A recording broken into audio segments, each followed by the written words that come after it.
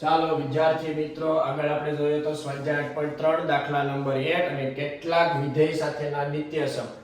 હવે દાખલા નંબર 2, ખૂણા A માટે બધા જ ત્રિકોણમિતિય ગુણોત્તરને sec A માં ફેરવવાના છે. વિદ્યાર્થી મિત્રો, દરેક ગુણોત્તરને sin cos tan cosec sec cot દરેક ગુણોત્તરને આપણે sec ના સ્વરૂપમાં દર્શાવવાના છે. ચાલો અહીંયા વિધેય અને તેના નિત્યસમ આપણે લખેલા છે. જ્યાં જરૂર પડશે ત્યાં ત્રણ નિત્યસમને આપણે ફેરવશું. આ ત્રણ જે મેન નિત્યસમ છે આપણે લખેલા છે. આગળ જ્યાં જરૂર પડશે તેમ દાખલા પ્રમાણે આપણે ફેરવશું અને લખશું. તમારે પણ વિદ્યાર્થી મિત્રો સૌપ્રથમ આ રફ પેજમાં લખવું પડશે. ચાલો sec a માટે સૌથી પહેલા sin a ને આપણે sec a માં ફેરવીએ. ચાલો sin મિત્રો, sin એટલે 1 sin સ્ક્વેર કરો તો 1 cos સ્ક્વેર થાય. cos ને તમે sec માં ફેરવી શકો. ચલો વર્ગ કરીએ sin a માટે. ચલો વર્ગ કરીએ. sin સ્ક્વેર a બરાબર cos સ્ક્વેર પેલી બાજુ તો 1 cos સ્ક્વેર a. cos નું વ્યસ્ત વિદ્યાર્થી મિત્રો sec થાય તો 1 1 ના છેદમાં sec વર્ગ. અહીંયા cos વર્ગ હતો એટલા માટે ચલો ક્રોસ ગુણાકાર કરી દઈએ. sec વર્ગ a માઈનસ અહીંયા એક હોય, એક એકા એક છેદમાં sec વર્ગ. આપણે sin a જોઈએ છે, અહીંયા સ્ક્વેર મળ્યા તો આગળ જે પ્રશ્ન નંબર 1 માં શીખ્યા તે પ્રમાણે વર્ગમૂળ કાઢી દઈએ. sec વર્ગ a - 1 છેદમાં sec વર્ગ a. sec વર્ગનું વર્ગમૂળ સોરી વિદ્યાર્થી મિત્રો sec a. ચલો આ sin મળી ગયો. હવે આપણે ફેરવશું cos a માટે. cos ને ફેરવવાનું છે મિત્રો ડાયરેક્ટ છે. cos ને તમે sec માં વ્યસ્ત કરો એટલે cos નું sec થઈ જાય. cos a બરાબર sec a. ત્રીજું tan ને ફેરવીએ વિદ્યાર્થી મિત્રો. tan a માટે નિત્યસમ પ્રમાણે જોઈએ તો sec tan ના નિત્યસમમાં આવે છે તો sec વર્ગ a બરાબર 1 પ્લસ tan સ્ક્વેર એ લખાય. પણ tan આપણે જોઈએ છીએ તો tan સ્ક્વેર આ બાજુ એટલે પ્લસ એક ઓલી બાજુ.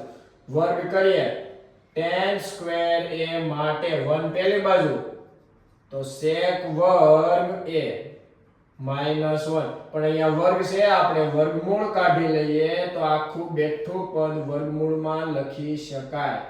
ચલો 3 મળી ગયા આપણને. sin a મળી ગયું, cos a મળી ગયું, tan a મળી ગયું. sin cos tan. હવે મેળવવાનું છે cosec a માટે.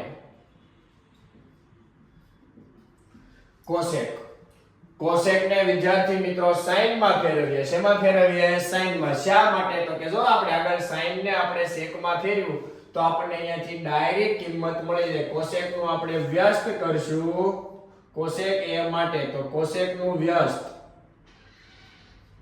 વિદ્યાર્થી મિત્રો 1/sin a.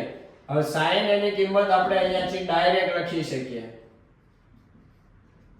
1 sin a ની જગ્યાએ sec વર્ગ a -1 sec a. આમાં થોડુંક ધ્યાન રાખજો વિદ્યાર્થી મિત્રો, નકર આ દાખલામાં અટવાઈ જશો. cosec a.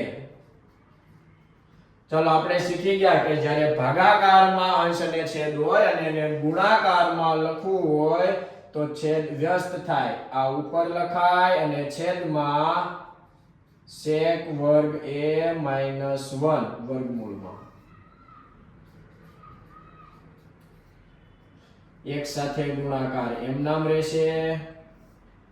વર્ગમૂળમાં sec વર્ગ a -1.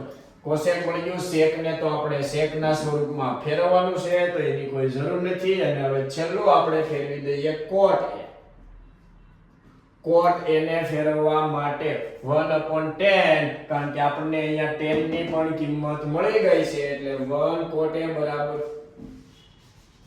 cot a માટે આપણે cot ને વ્યસ્ત કરીએ તો 1/tan a લખાય. વિદ્યાર્થી મિત્રો આપણે tan a ની કિંમત પણ આગળ sec ના સ્વરૂપમાં મેળવી લીધી છે તો ડાયરેક્ટ આપણે ત્યાંથી જ લખી દઈએ sec વર્ગ a -1. કેટલું ઈઝી અને સિમ્પલ છે. તમારે વિદ્યાર્થી મિત્રો આવી રીતે એક બે વાર પ્રેક્ટિસ કરશો તો તમને પણ આ જરૂરથી આવડી જશે. હવે નેક્સ્ટ લેક્ચરમાં આપણે સ્વાધ્યાય 8.3 પ્રશ્ન નંબર 3 ની શરૂઆત કરીશું. Thank you.